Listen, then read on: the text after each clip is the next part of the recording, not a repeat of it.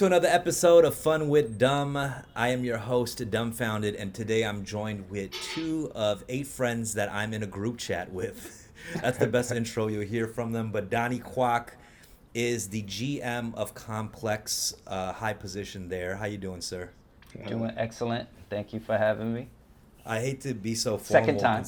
Yeah, second time. We tried this group chat podcast episode, but there's so many people that it becomes a real chaotic, and we're so not serious in the group chat usually that it just becomes this roast session.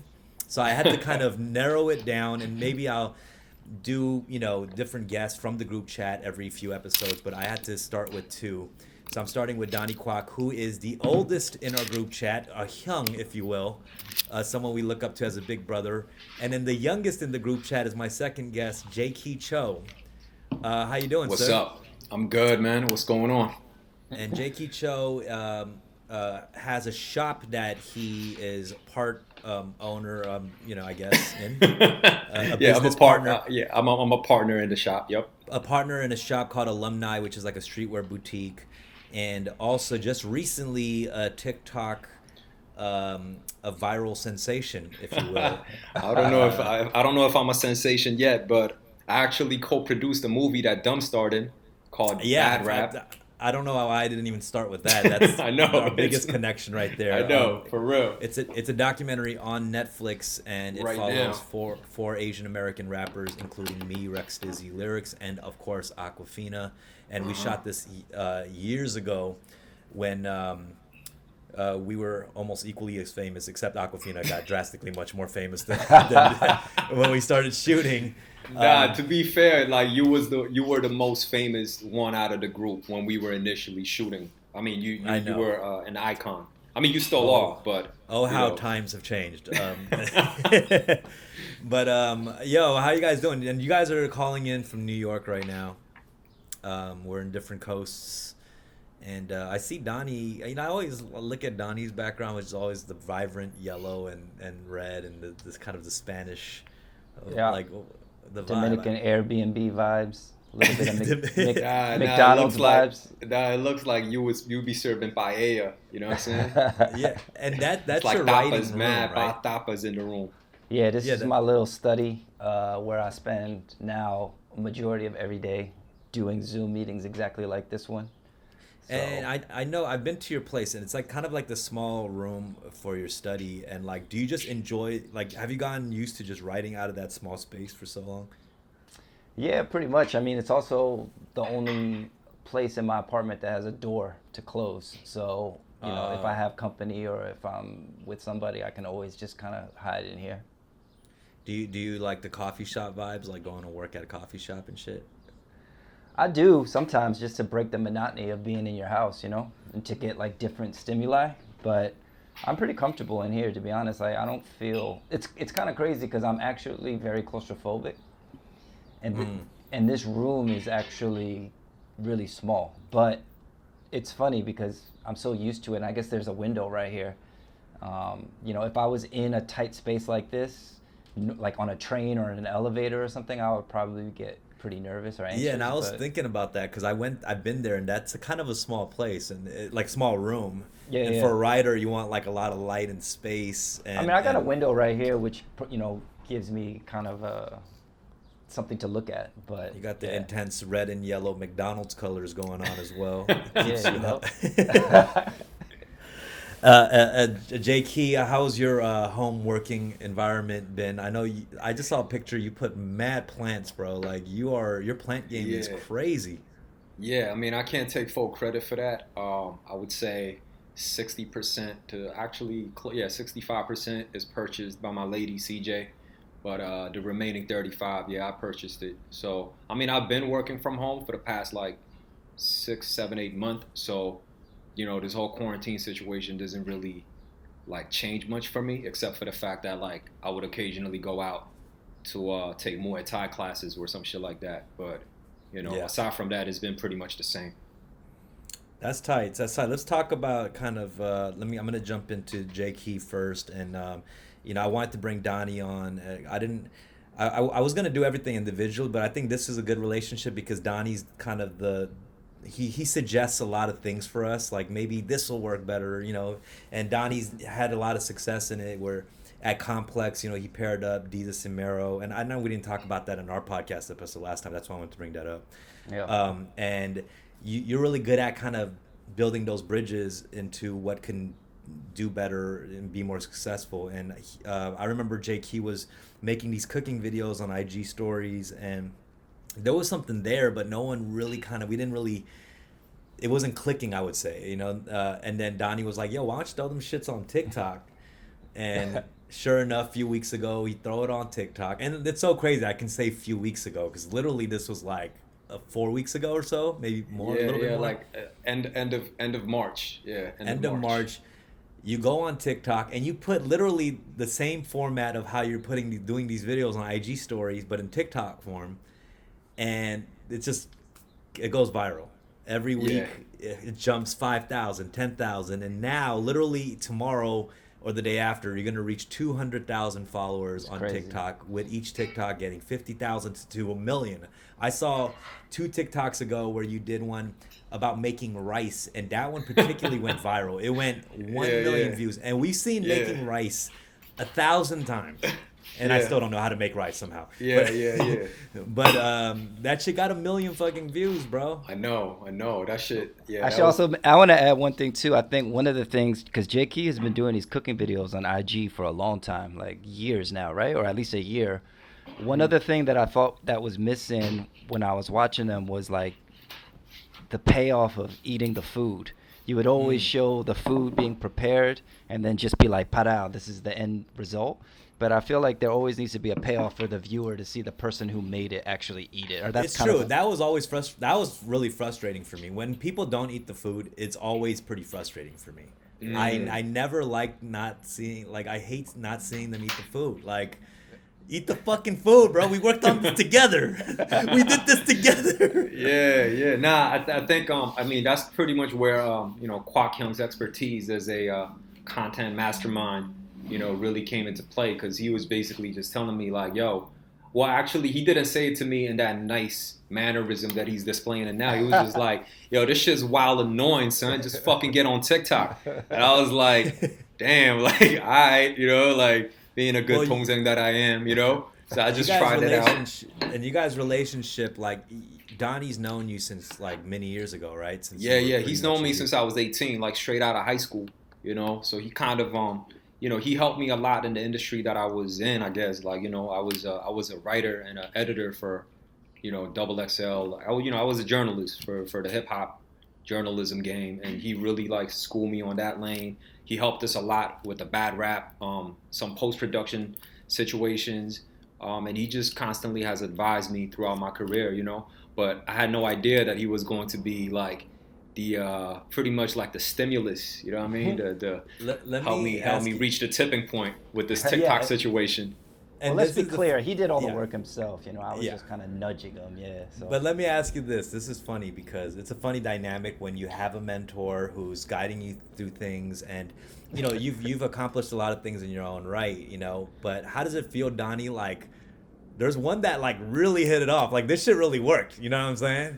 Now that he's doing it as your mentee in the, like, one thing really taking off and work, like, how do you feel?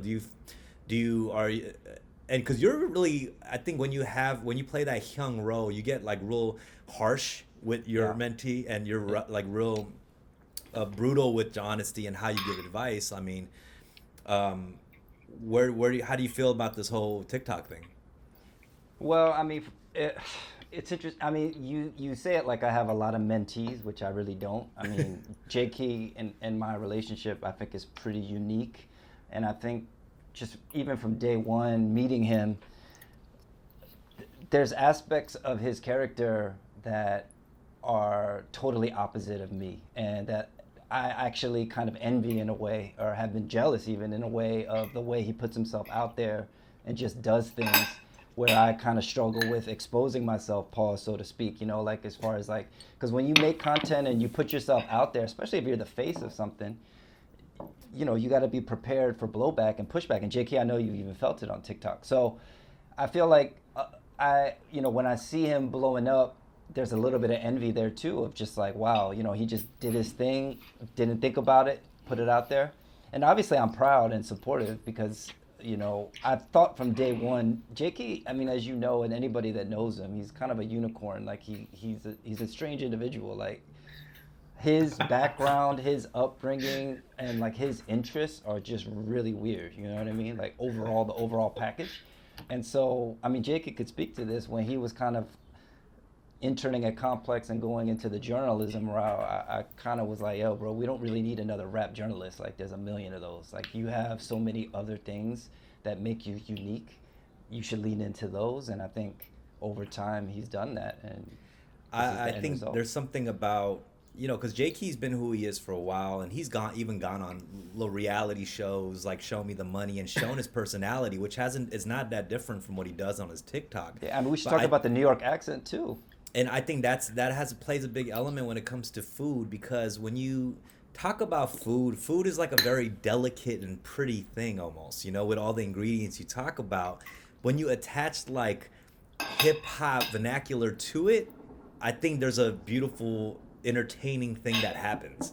Yeah. You know what I'm saying? And I think maybe because of the fact that he attached his personality and the way he talks with food is what kind of made people drawn to it. Yeah. And kind of, yeah. And I mean, but it's the Asianness is a huge factor too, because we have seen like Action Bronson in the kitchen, kind of hip hop slang, rap slang, and cooking. But Jaeki being Korean, being Asian is like an added novel layer that people haven't seen before, that people are reacting to and grabbing onto. So I kind of respect that with you, Jaeki, because when Rick, my boy Rick does this too. We all know Rick lyrics.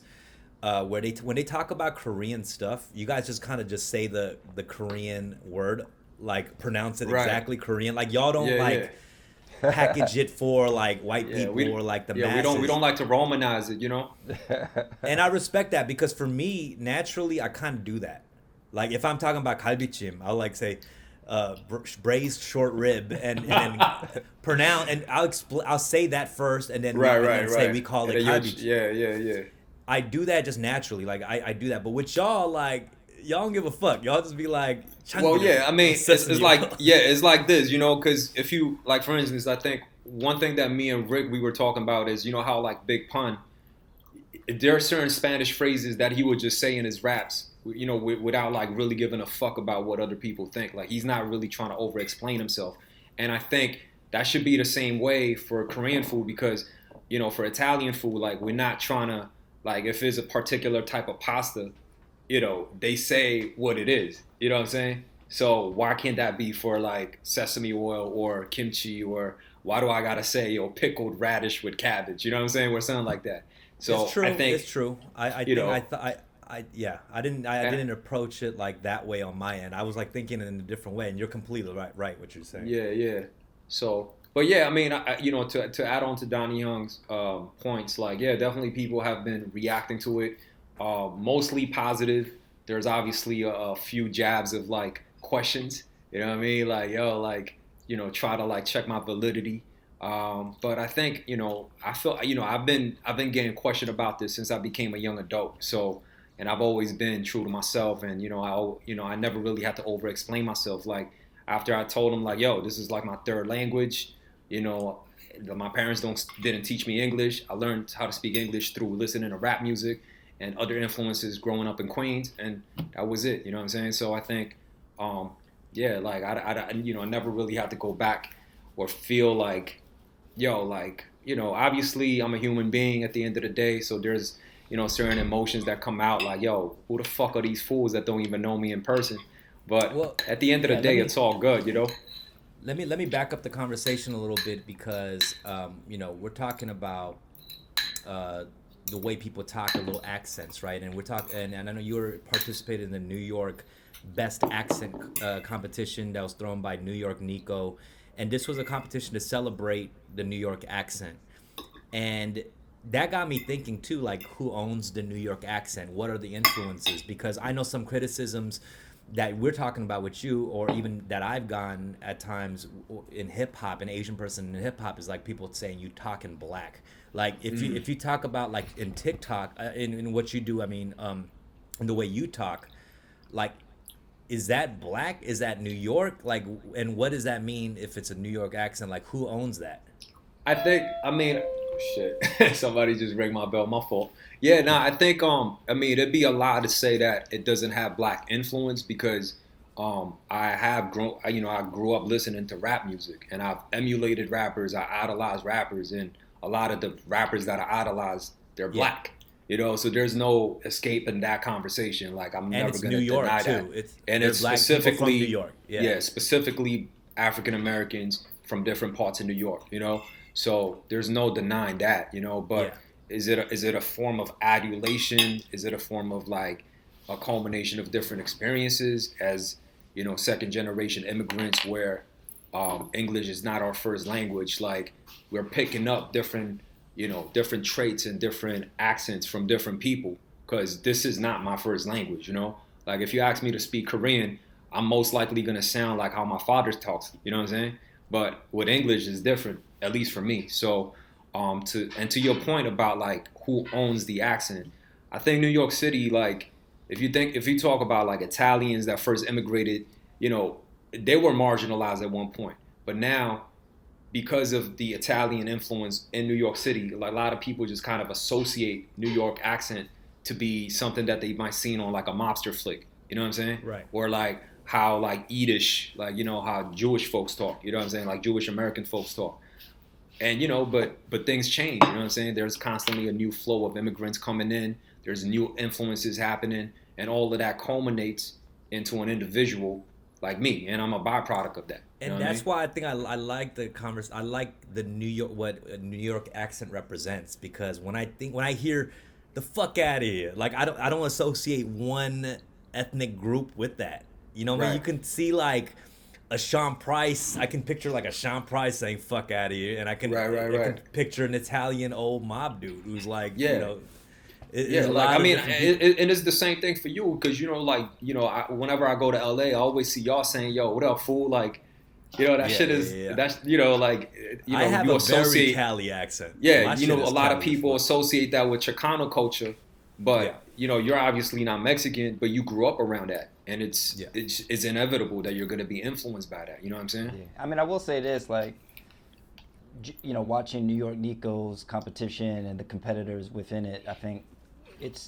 there is like a distinction between hip hop New York and non-hip hop New York. And you saw that kind of starkly in like the white people from Bensonhurst versus the people that are black or are influenced, you know, by hip hop, like the way they talk in the slang. So it's almost a separate category, and it seems almost unfair to pair like Chaz Parliamentary against Jaeki. You know what I mean? What's a non-hip hop one? Is it more like Jewish? Like, is it? I would say it's a culmination of Jewish, Italian, Irish as well. You know what I mean? I think it's a mix of all of that, and you know, obviously a huge Latino culture, Puerto Rican, Dominican. You know, there's definitely like intonations and how they talk, but all of that, it's just kind of like a hodgepodge, you know. Especially for me, growing up in Queens, like my lunch table was literally like the UN. You know what I mean? Everybody in my lunch table was a different race, and everybody had a little bit of accent, and they all knew, like, we all used to curse at each other in different languages. So, and you know, but the common factor that we all shared was, like, if the new 50 Cent mixtape came out, we all, you know, was bumping that shit.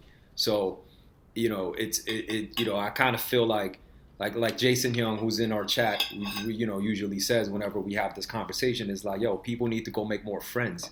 You know what I'm saying? Like, they need to get out of their immediate bubble and make more friends, you know? So let me ask y'all this, both of y'all, because we've talked about this, and we've shared a lot of stuff in the group chat about the recent like xenophobic attacks in our communities and stuff too. And I know you guys have a lot of colleagues and coworkers and friends that are multi-ethnic. That is like the UN, like you just said, in your high school, the way you grew up. Are these conversations you guys are having within each other as well? Like you and your friends, like your black friends, your Latino friends, or whatnot? I mean, in regarding attacks against Asians and things like that?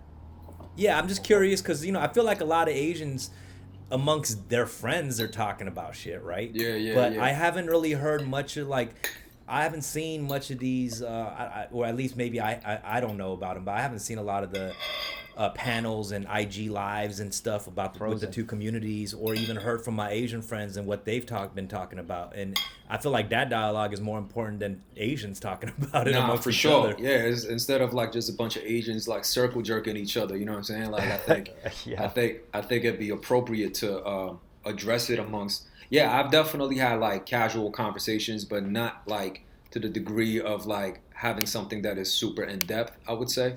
I, Um, yeah, I mean, I would also say it's a very specific time in this country, in this world, you know. So obviously, racism or xenophobic attacks against Asians is bad. We can all agree on that. But there's like so many other things that people are dealing with on a day-to-day basis that on the priority list, it's if you unemployed or you're suffering from the economic downturn or you got furloughed or someone in your family, heaven forbid, is sick, that's going to obviously take priority.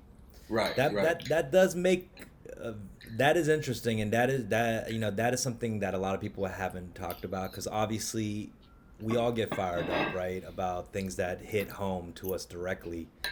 Um, and it is hard to get a whole movement behind something when everyone is going through like a crazy time right now. Yeah, and I would say in general, in crazy times, in times of crises, sometimes people's human beings' worst tendencies come out. You know, whether it's I think fear is as contagious as the virus. You know, like people having these and acting out on those fears, whether it's attacking Asian people or being biased against them. I mean, I think it's all kind of in the same. Definitely. Yeah. Yeah, I totally agree with you on that. And I think one thing that kind of did bother me was some of these like attacks against Asian, a lot of helpless people, older folks, women, older women, that is not going to retaliate. And I think when these attacks are being captured or shared on social media, I think the unfortunate part is a lot of people not looking at it as a person doing dumb shit, but they kind of paint it automatically associated with race. I mean, we talked about this, like, yeah, race is a big factor in America. It is inevitable and is inescapable, but I just don't, I think it needs to be called out when one certain group of people kind of paint another group of people as one way. You know what I'm saying? Like, just because like two black kids attacked an older Asian woman, you shouldn't be on social media saying, "Yo, black people is this way." You know what I mean? And vice versa. Just because like, okay, like allegedly this virus, has something to do with bats in China. Don't be going out there and saying like, "Yo, see an Asian person, be like, yo, I'll fuck you up," or like, "Yo, y'all eat bats." You know what I'm saying? Like, and I think, it's just unfortunate, and I just think, to your point, Dom, like I think more conversation should be had amongst different races, instead of again going back to the part about the accent challenge of how some people just doesn't like comprehend, like, yo, a kid like Jaeki could exist. I think we just need to make a lot more friends, man. You know what I mean? A Just lot of hang out wild with shit. each other more. I mean, I will say though, we are very fortunate for us to be involved in that community, and we're able to have conversations as people part of the hip hop community. Like we understand the language to communicate with each other as well through that culture, and not a Mm-hmm. lot of people have that. You know what I'm saying? And Totally. I think, yeah. Go ahead. No, and I think that's the other part of food too, because like growing up again in Queens, like I was able to relate with different races more when I first tried like jerk chicken. You know what I'm saying? Like I was like, oh, okay, cool. Like, you know, not all black people are the same. Like there's like a whole plethora of different types of black people. You know what I mean? Or like different types of brown people. Like, there's a difference between people from like Afghanistan to India. You know what I mean? And different types of South Asian people.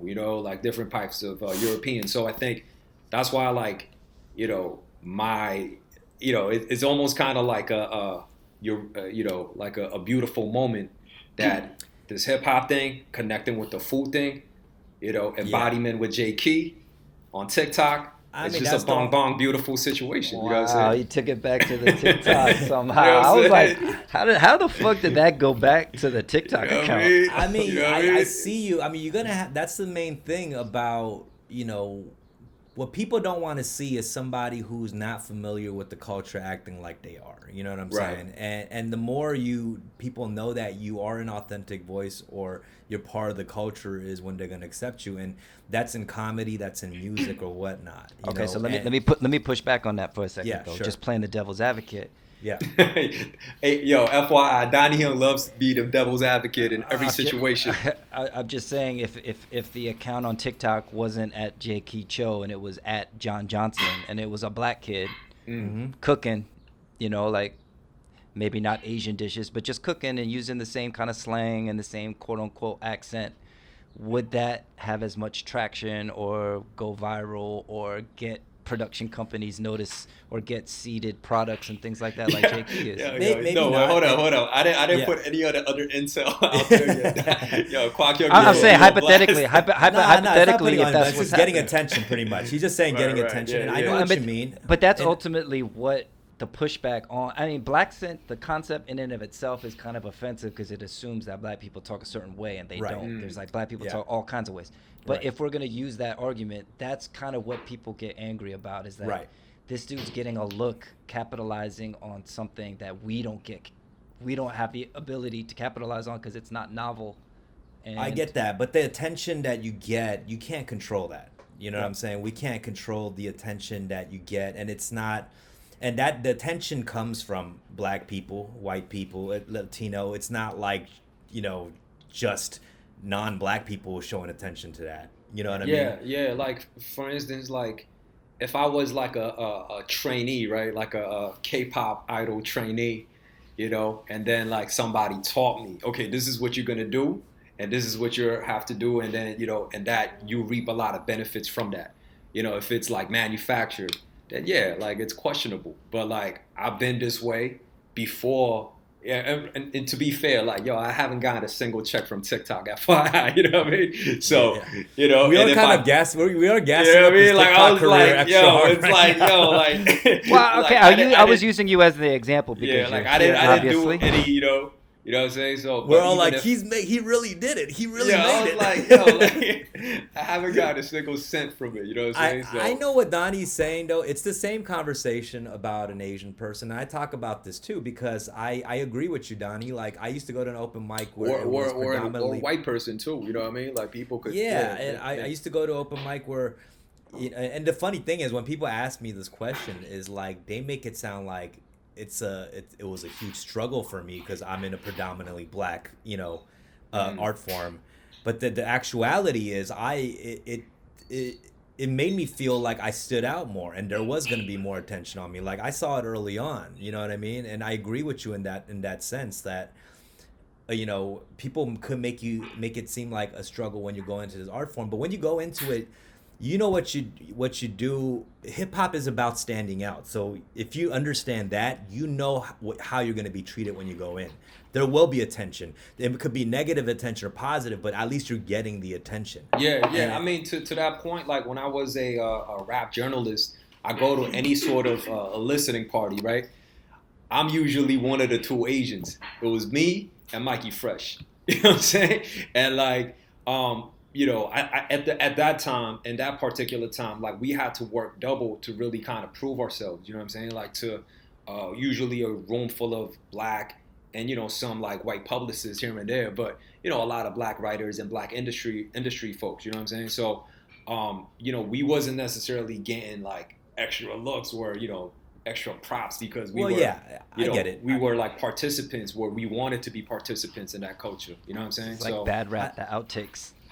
It's a little bit of both. You get attention and people are curious like what you have, maybe like, oh, what is this, it could be maybe like, oh, I want this fool to say some dumb shit or like, and like that attention isn't always like props, isn't always in a positive. It's oftentimes is them checking you even more. You know what I'm saying? And I'm sure it's the same case for you in the battle scene, right? Because, they probably seen you initially as a target until you have to prove yourself.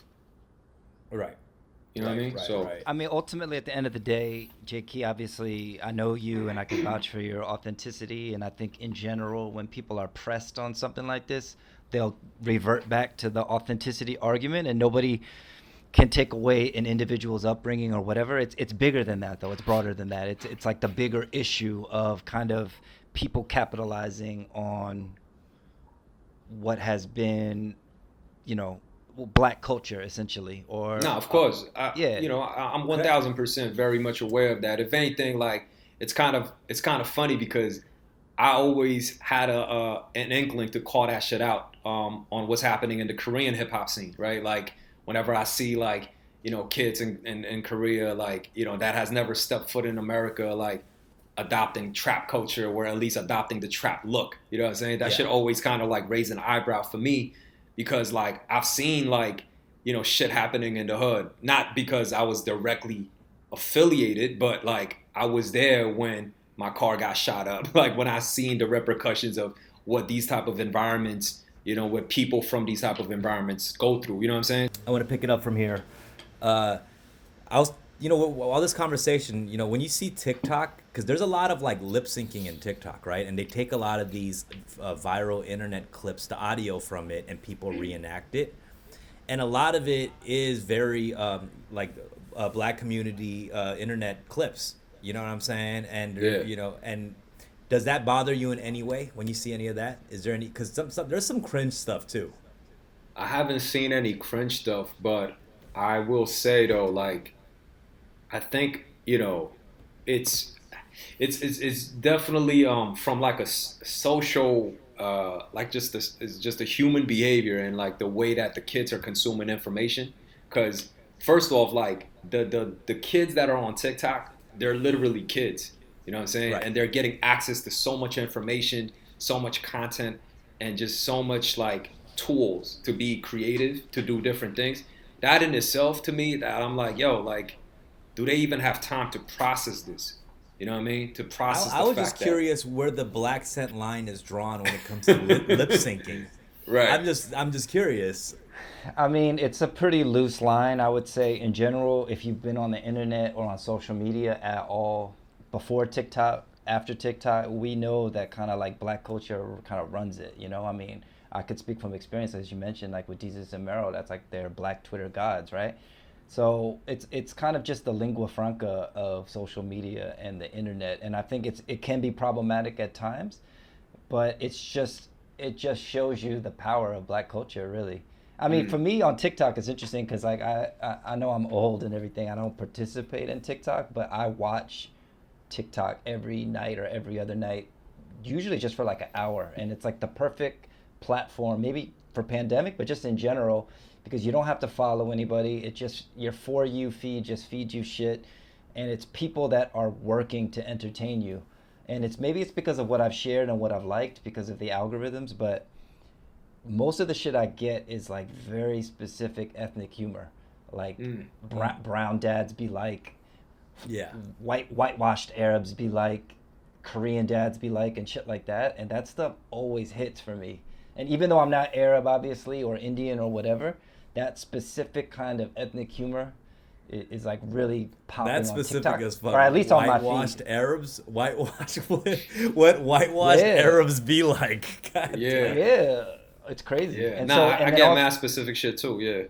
yeah, and then like New York specific stuff, and then Yep. stuff like Jaeki, which is kind of like a mashup of kind of like a few different things also is hitting. So it's really interesting human theater, honestly. TikTok, just I mean, it now sounds like a social anthropologist boomer talking, but it's really interesting to see how I was trying to relay that, but in a different format. But I think Donnie Young kind of like encapsulated that really well. yeah, it's entertaining as fuck. I mean, that's like obviously TikTok has become known for like the renegade and for like the savage dances and the lip syncing stuff. But I'm seeing a lot of minorities use the platform to make very specific ethnic based humor Yeah. that to me, as somebody that makes content and is trying to sell content, like that is interesting because like I feel like that is funny. And you're seeing that with shows like Ramy and stuff like that. It's true, and everyone wants in your show. Higher level production. That is actually what they want. As I go into meetings for pitch meetings and developing things, they want me to lean in way more into my culture.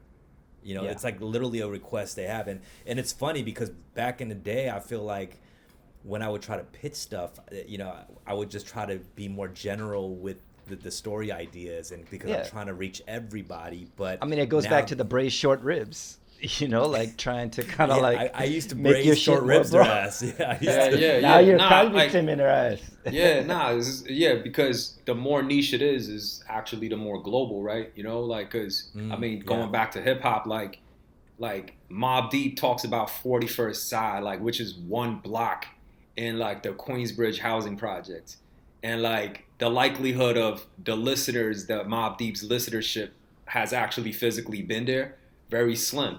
But it's the language, the culture, whatever references that they point out, it has universal appeal because it's so niche and so specific. You know what I mean? I want to let all the viewers of Fun with Dumb know that Jaeki is from Queens. Okay. Just in case they didn't catch that. Just in case he hasn't told. Yeah, just in case, or maybe Snoop Dogg. You know what I mean? Like talking about OBC. Let me ask you that. You know, with hip hop, obviously there was music attached to it. So when you make those references, there was a lot of kids curious about those places, and they might do some research. Is there enough of a curiosity right now with Asian references that we might make? Like, or is that totally? Hell yeah! You know, like the first video that the second video that I put up on TikTok, which was of me cooking, was me just cooking tteokbokki, right? Which is like rice cake smothered in hot chili paste with sweetness and all types of other, like, you know, ingredients, whatever. But like a lot of the comments were like, "Yo, I thought they were like cheese doodles." It was like, yo, those are not cheese doodles. Yo, some people say, yo, that shit look like tampons. You know what I mean? Like, and then like some of the comments were like, yo, where's the duck? You said tteokbokki, like, where's the duck? You know what I mean? Like, literally, you know what I'm saying? So I think just like having Korean food is up there right now. Like, oh yeah, as far as the ranking of like most popular Asian cuisines right now, top three. Top three, I would say, like, in terms of interest, I would say Korea's number one. At least amongst Gen Zers. You would say number one. I would say number one, just because like I look at the hashtags on TikTok, right? So when I look at like, because you see the direct stats, like how many people have posted content about Korean food. It's in like it's really high compared to Japanese food and Chinese food or Thai food or what have you. And you'll see too, like something like dalgona coffee, the whipped coffee. I mean, you know, arguably, I think Malaysians or Southeast Asians and Indians have been drinking that for years, but Koreans kind of made it popping, and that became like a big food trend, you know, in the last month or 2 months, and now everybody's Koreans appropriate mad different other Asian food, man. Look at kare, you know what I'm saying, or curry, you know what I mean? So you're saying that I've been looking like a fool saying braised short rib this whole time? I look like a fucking unaware fool, like... Nah, I mean, I think it's good to explain what it is as well. But, you know, I mean, back to Jaeki's cooking thing, though, I've been kind of nudging him, too, to kind of do some, like, all-Korean episodes as well, just to flex sort of his range. And I think that might be interesting in the future. For sure. So, damn. What you guys don't know, all you listeners out there, there are ghost TikTokers out there, clearly.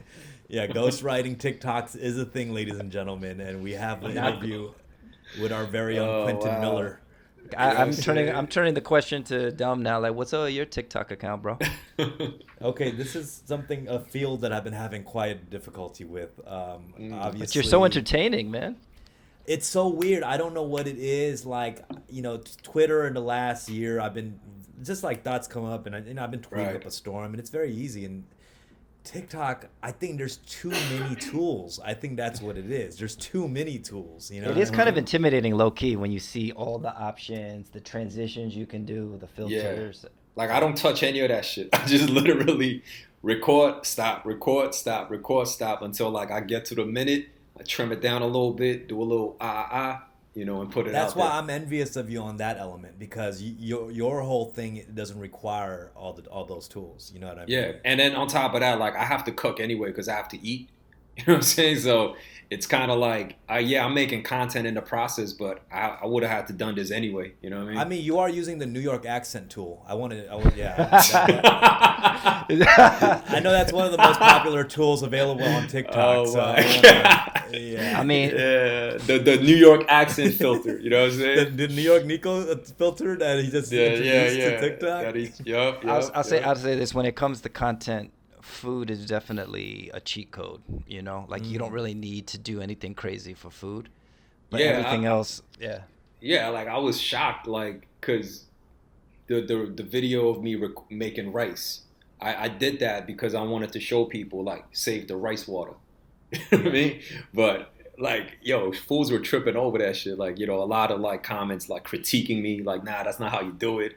Why are you saving the rice water? Yeah, And that's a not how I whole do it. like, you know what I'm saying? Like a I will whole. say there's a couple of things that you did that kind of threw me off that I've never even heard about before. And I'm not saying I'm a huge like food content consumer, Right. but the way you measured the rice was a little bit different from how people usually measure the Yeah, rice, nah, like right? some people do it with the finger. You know what I mean? The That's what I measurement thought. with I the thought you finger. do it Yeah. with the first line on your finger, but I you were mean, doing I what was. were you doing?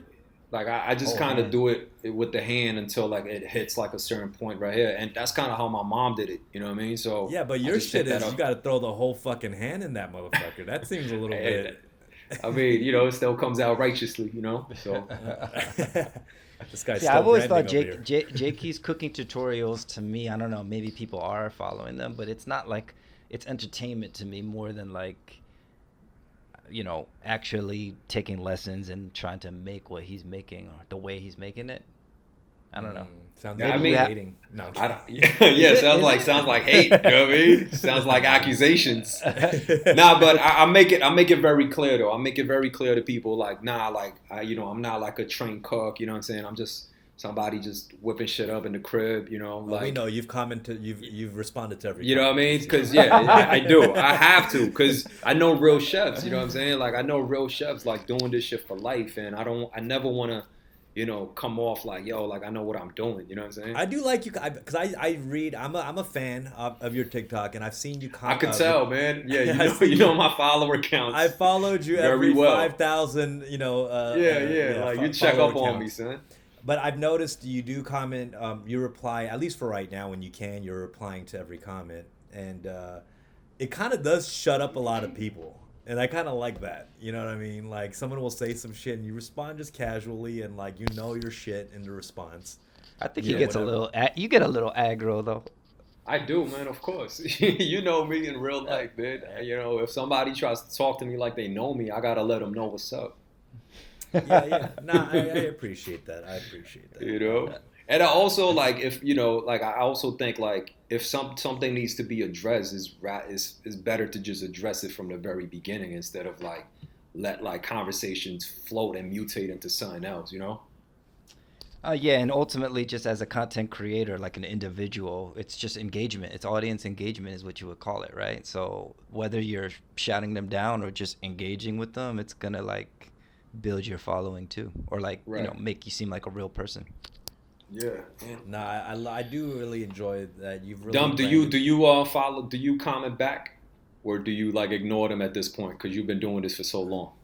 I don't I've never been good with commenting on fans, and I should because that's important. Like I know like Jessie, K-pop star who's huge and has thousands of like comments. She comments back to a lot of people. Right.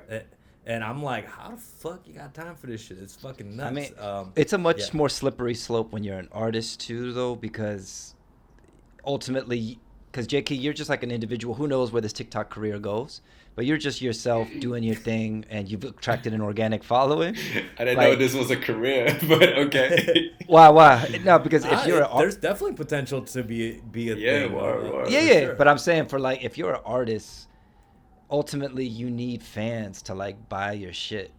So it's not like you're gonna like talk down to everybody that comes at you. It's kind of like it can get risky that way. Like Of course. to Yeah. alienate people. Totally.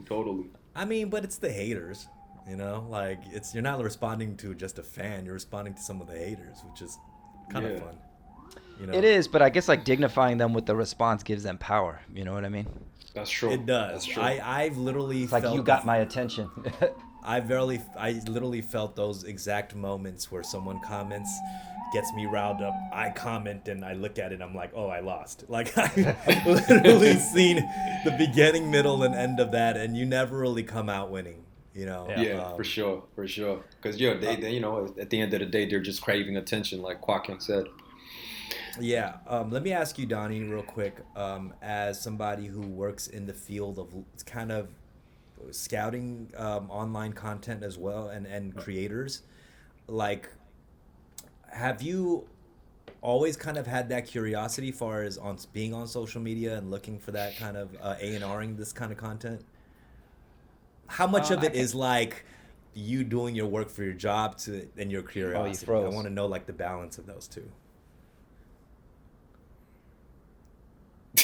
You guys froze. Oh yeah, you froze. No, we good. Yeah. Did you hear me? I didn't hear the question. Oh no, I was just saying how much of it is the balance, you know? Because now I hear you saying like you're talking about TikTok like it's the channel that your favorite channel that you're watching right now. In the end of the day, but what's the balance right now of your curiosity of like, you know, kids on social media and TikTok craze to your job? Well, without getting too specific about it, you know, I can't say that it's my thing, so to speak, but I would say if you're in the business of creating content, then you kind of have to evolve with how content evolves. And I would say specifically now in this pandemic time, what we've seen is like all of a sudden, everybody from the big production, James Corden, Jimmy Fallon, those types, are in the same boat with the same circumstances as Jaeki Cho or whatever YouTuber or TikToker.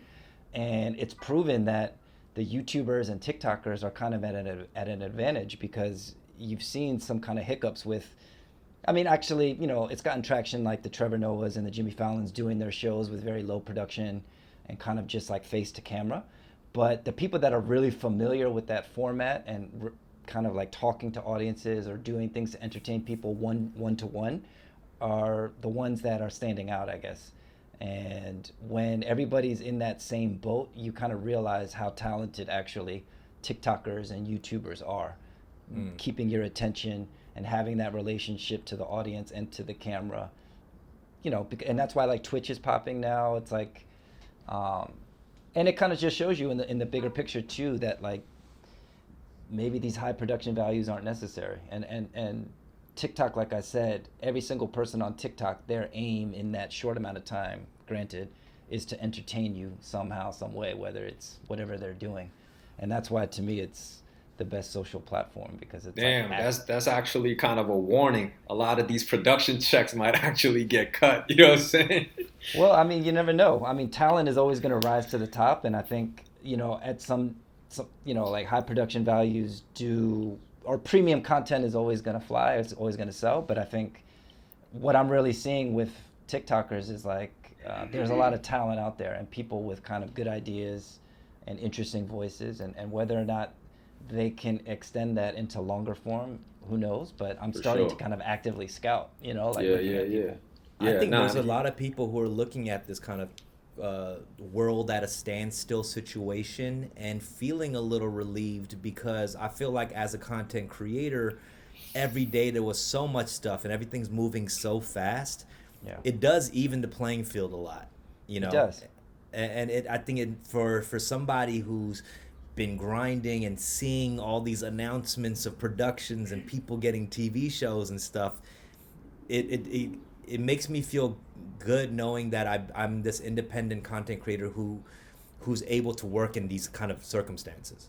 Yeah, it levels the playing field. I mean, do you remember this, like, maybe it's like a film buff thing, but there was this thing called Dogma 95 where there was like a set of film limitations. Yep. Mm-hmm. It was like a genre of film, and it was like, you know, it has to be all authentic sound, like, and there's an editing style. I mean, I can't really remember the criteria.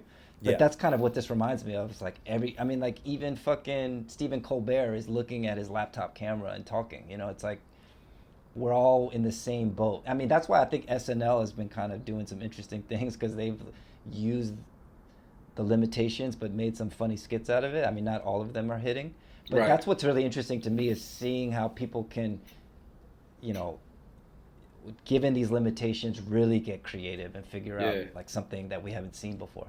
But why Yeah, yeah. hasn't a lot of the specific cultural, like what we were talking about, those TikToks, right, that are very culturally specific? Why haven't we seen a lot of those on TV right now? Why aren't there compilations of TikToks on television? Because I mean, essentially, like how anything with big media, right? By the time they catch on, it's already late. Or like because the youth powers every movement. Whatever the youth is doing, like same thing with like rap music or anything that we were like into when we were growing up. By the time like our adults, where you saw it on TV on a commercial, like that shit was already like like that shit But is I mean, already isn't gone, that but isn't that better than like seeing like what Kate Blanchett is doing during quarantine? Like I'm just Nah, I saying. agree. Totally. I mean, I agree with you. I mean, to Kwak Young's point, like having an equal playing field amongst all creators, it's great. But that doesn't also mean like the gatekeepers and all the checks that you got to sign off doesn't exist anymore. If Yeah. anything, Yeah, I mean, and people can yeah. just go to TikTok to look at TikTokers, I guess. I mean, honestly though, if a linear net, if NBC created a 30-minute show that's just like the best of TikTok, it would hit. I mean, I- shit. I I think you just get- gave away. I Like really America's agree. funniest home videos, but like Exactly. in a TikTok format, yo, Exactly. easy. Yeah, Bong, I bong. mean, literally Tosh 2.0. You Yeah. know, but what's going on right now? I mean, it's really a good time for a Tosh 2.0 type show right now. For Fuck that TikToks. shit, son. It's dumb. Son, you get a show, son. Just do that shit. Just do it in your crib. All you need is a green screen. I would love to do a Tosh 2.0 of TikToks, considering I don't know how to make a single TikTok right now. This would be That's all. this Yo, would it be doesn't matter. It doesn't matter. You could just make it, man. You could do it. It'd be a blessing in disguise. I'm not sure what the rights and clearances are on that, but yeah, I mean, it's ultimately just with UGC, right? User generated content. And I mean, I spend, like I said, an hour up to an hour just looking at scrolling mindlessly through TikTok. Kwak Young is the watcher, man. He's the quacher. You know what I'm saying? He's the Tick Quack. We need a Tick Tick Kwak. Quack. You know what I mean? The quacher. The I Tick love Kwak. I love the platform, man. It's just Is that your I don't favorite know. form of entertainment during quarantine right now? I'll say okay. It's interesting. I was thinking about this the other day. I think my 3 favorite things in When you quarantine. think about your favorite form of entertainment, you make lists. Let me think about what I really enjoy right now. One has been the versus battles. You know, Okay. like Versus battles. on Okay. IG Live, we actually watched one together, Yeah. which is interesting because it's like appointment television, but via IG. And anyway, that's that. The Last Dance, the Michael Jordan documentary, which shows that like a real premium documentary series is still gonna hit, especially Right. obviously it's Michael Jordan. And then TikTok. So it's those 3 things that have been carrying me through. I haven't been watching a lot of movies or binging TV shows or Same. I mean, out of the 3 though, like 2 of them is based on nostalgia. I think Yeah, that's yeah. kind of interesting too, because Mm. that versus battle that you actually saw with the group was DJ Premier and the RZA. You know what I mean? And like obviously interesting. Michael Jordan's games on the Last Dance, like those were like pivotal moments in the '90s. You know what I mean? Yeah, Which is, I mean, I'll say this: like every year since Trump got elected, not to get political, but every year since 2016, it seems like people say 2016 is trash, 2017 is trash, etc. 2020 has clearly been trash for a lot of people. It's only natural that people are going to look back into a time when things were maybe less crazy, simpler, and Totally. and that nostalgia. We're hitting that nerve a lot, like you said, with Last Dance and Versus. Yeah, and on top of that, I also this kind of reminds me a little bit like of 2008 during the financial crisis, because I remember when music video production, the value of the music videos, like the quality of it significantly decreased when the financial crisis hit. You know what I mean? Like all these music videos started being shot on like DSLR cameras from like going from full big production. And I think it was also around the same time when rappers and a lot of musicians really started to, co-opt like cultures from the past. Like that's when you started seeing like a resurgence of like the '90s sound in a lot Yeah. of like the rappers that were born in like the mid '90s. You know what I'm saying? Like, so, you know, it's an interesting time because that era, you know, the late 2000s, you know, post recession, that era really molded all this success and all these checks that were being thrown around like the last few years. You know what I mean? So I Well, let think me. we're kind of like in a golden era, like well, not a golden era for, you know, obviously people suffering from the economic and the social and the health consequences of this, but as a creator, there's a lot of opportunities I feel like that is happening right now. Are you guys looking at like as bosses who employ people under you guys? Are you looking at their capability to adjust and learn the technology and judging them and seeing like who is gonna stick around and who's not? Like, do you guys catch yourself doing that in these circumstances? I'm sorry, judging what? I'm saying, looking at, my bad. Maybe I didn't explain that right. Looking at the people you employ and seeing how are people coming up with solutions or adjusting to the technology and the change, and figuring out like, I don't know if this motherfucker is gonna stick around for any You know what? much longer. I could address that because yeah, I'm definitely, yeah, that's 1,000%, at least for me. You know, like because um, it's actually interesting because I first experienced that, or actually felt that, when I was an intern at Complex. So this was back in like the late 2000s when print publications started to really fold, and Complex was at the forefront of transitioning into web. And at the time, this is before video. This was, you know, blogs, like blog posts, having articles on a timely manner, getting the first to like premiere stuff, so on and so forth. But I was clinging on because you know, I jumped into that game thinking I was gonna get bylines in physical magazines. So I was really trying to cling on to like, oh man, like having my name in print, you know, it's probably better. You know what I'm saying? Like, because even though I was young, like my brain was just kind of wired to think that there's more prestige in print.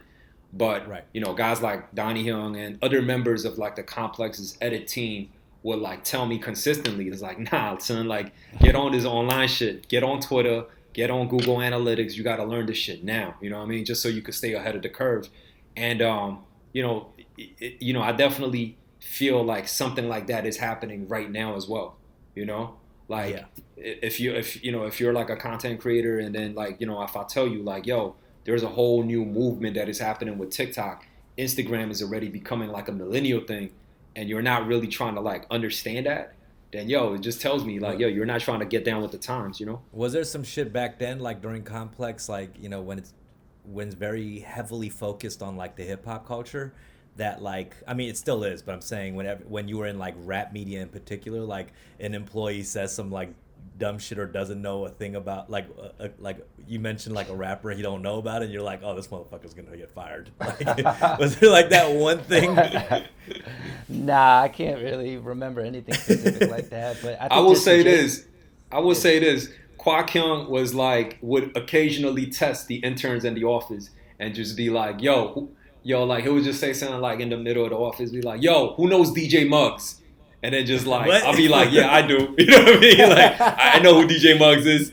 You know what I mean? I don't even And then remember that. and then he would say like, yo, who could transcribe the Clips interview? You know, like the Clips, like the rap duo, they Yeah. sound really similar.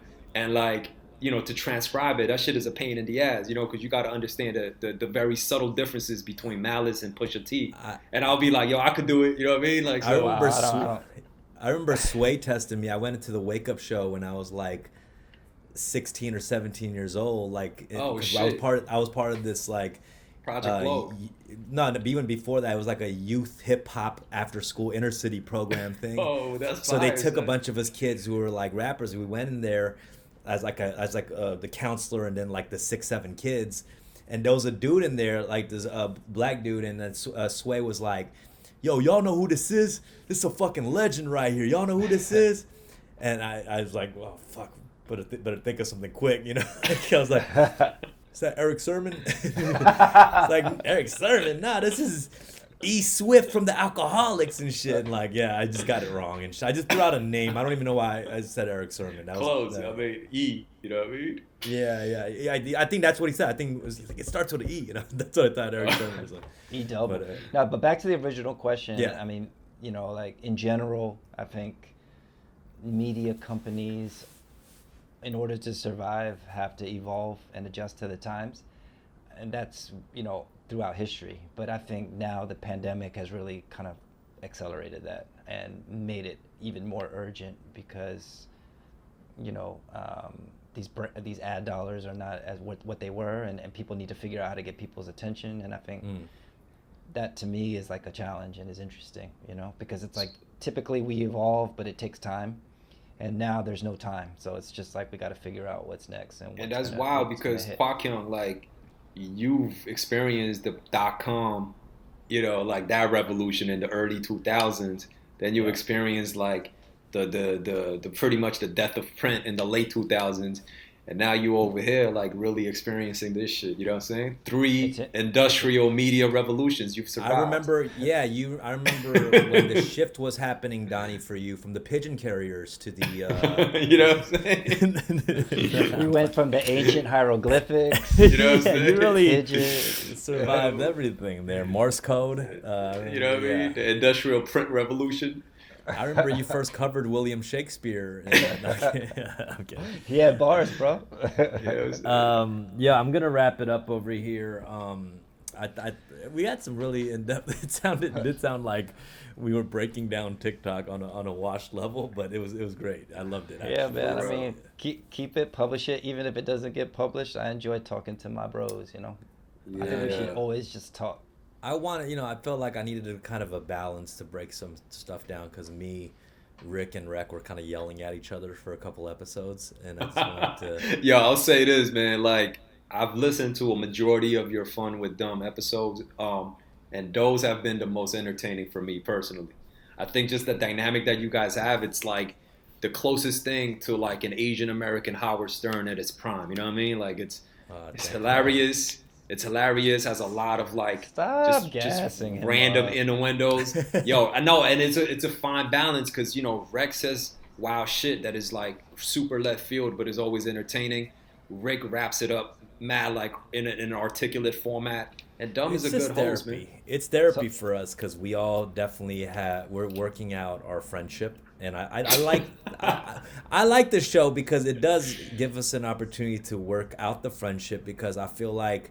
How often do we sit down together if like a friendship is having problems and kind of discuss those issues? You know what I'm saying? Like, totally. We don't really do that with each other as dudes too. It's like, yo, I think we have this resentment towards each other. You know, like when do we sit down and do that kind of shit, you know? Yeah. I mean, I said earlier in the show that I have envy of Jaeki's TikTok fame, so... Yeah, I could have really stretched that out even more, but I decided to keep that under wraps. I decided to keep that under wraps. Yo, can I just give a quick shout out to Kwak? Don't shout out Elmer's hospital. I'm just kidding. I was about to shout out Elmer's hospital. You know, like Kwak knows like if there's an impersonator, like a body double, at least a voice double, I think Kwak could actually do it. At this point, he knows all my little. Jaeki's had quite the month, you know, like quite the 2 months actually. I think there's a lot of people who've been thriving during this quarantine. And bro, this month has been crazy for Jaeki. I'm about to be his manager for real. Shit. Yeah. No, but can I just give a shout out to the best NY shirt contest? That is, I mean, not the contest. This is coming out tomorrow, so you can shout out whatever. The contest is done, but we're selling 3 winning designs right now on alumniofny.com, and we started sale on Monday, and so far we've sold about 2,500 tees. Wow. Yeah, so it's all going towards a good cause as well. Yeah, it's all going to charity. It's going to God's Love NYC and the campaign against hunger. So, you know, I know, you know, situations are tight right now, but if you are able to, you know, please check that out and support us for a good cause. Yeah, and I know you'll be you created and will be participating in the Best NY Asian competition, I believe. That's gonna launch tomorrow. Really milking the shit out of this Best NY thing, huh? Of course, man. You know, for Asian Heritage Month, I had to do it for my brothers and sisters. You know, I gotta hold it down. You know.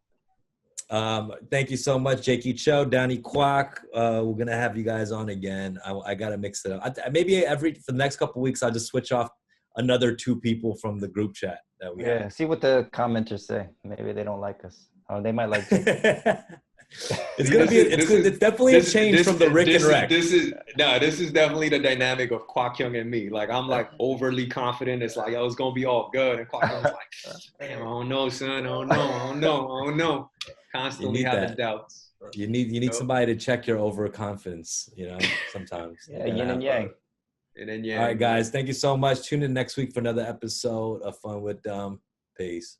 Peace.